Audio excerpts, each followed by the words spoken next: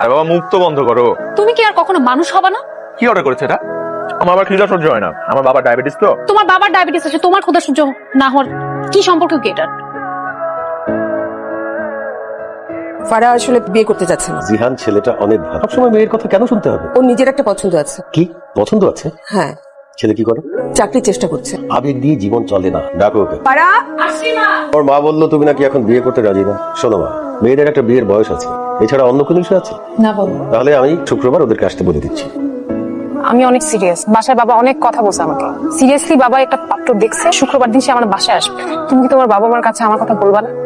কি আমাকে বলো তো, আমার সাথে তোমার রিলেশনশিপ, আমি তোমার ব্যাপারে সিরিয়াস ছিলাম, এতটাই সিরিয়াস ছিলাম যে একটা বেকার ছেলেকে আমি বিয়ে করতে রাজি ছিলাম। বাসার কোনো প্রেশার আমি এতদিন মানি নাই। চাকরি নাই, চাকরি খুঁজে দিতে চাইছি। বাসায় তুমি বলতে পারবা না, আমি বলতে পারবো না, আমি সব ব্যবস্থা করতে চাইছি, কারণ আমি তোমাকে সিরিয়াসলি ভালোবাসি দেখে।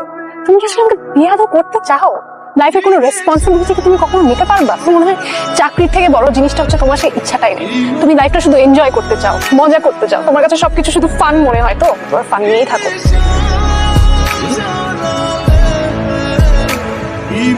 বাহ, খুব সুন্দর মেয়ে তো আমাদের পছন্দ হয়েছে। আমার মেয়েটা কিন্তু খুব লক্ষ্মী। আলহামদুলিল্লাহ, বিয়ের দিন তারিখটা পাকা করে ফেলি। আপনাদের সুবিধা মতো একটা দিনক্ষণ ঠিক করে নেবেন। কয়দিন ধরে বাসার মধ্যে শুয়ে আছিস? একটার পর একটা বিড়ি খেতেছিস। ডেলিভারি কয়টা যায় কোনো হিসাব আছে? সূর্যের আলোটা কয়দিন ধরে দেখোস না? শোন, তুই যা ফারার লগে গিয়ে দেখা কর। কোন মুখে যাবো আমি ফারার কাছে? আজ পর্যন্ত একটা চাকরি ম্যানেজ করতে পারছি আমি? আরে মানে অরণ্য চৌধুরীর নামে কথা? হ্যাঁ, ওনার নামে একটা চিঠি আছে। অরণ্য, একটা চিঠি আসছে। Appointment letter. গত মাসে আমি একটা চাকরি ইন্টারভিউ দিয়েছিলাম, জয়েনিং। ও আচ্ছা, কি বার? আজকে রবিবার। শুক্রবার ফারাকে ছেলে পক্ষে দেখতে আসার কথা ছিল। বিয়ে ঠিক হয়ে গেছে। চিঠিটা যদি আর 2টা দিন আগে আসতো, 2টা দিন আগে। হ্যালো, আসসালামু আলাইকুম, কে বলছেন? আমি অরণ্যের ফ্রেন্ড বকর বলছি। অরণ্যের একটা চাকরি হয়েছে ছোট কোম্পানিতে, তাই তো?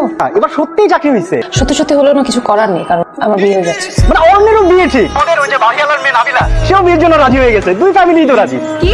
তাকে জানানো উচিত ছিল বলে মনে করলাম, এই জন্য ফোন দেওয়া। এ কি ছেলের হাতের মনে কি বললাম আর বিয়ে করে ফেললাম? এই বকুর, অরুণ যাতে আজকে লাল পাঞ্জাবিটা পরে আসে। আচ্ছা নাবিলা, লাল পাঞ্জাবি না, লাল পাঞ্জাবি ছুটাচ্ছি আমি।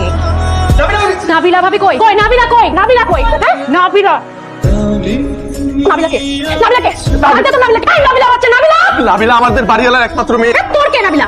হবু স্ত্রী, আমি ওর সাথে বিয়ে করব। সব থেকে বড় কথা, আমি আমাকে অনেক ভালোবাসি। ও তাই না? নাবিলাকে এখন বিয়ে করছিস? আমার সাথে প্রেম করছিস কেন? আমি আমার বিয়ে ভেঙে দিয়ে বসে আছি। হ্যালো, আসসালামু আলাইকুম, আমি ফারা বলছিলাম। আমার কোনোভাবেই আপনাকে বিয়ে করা সম্ভব না। আমি একজনকে প্রচন্ড ভালোবাসি। তাহলে আমাদেরকে ডেকেছিলেন কেন?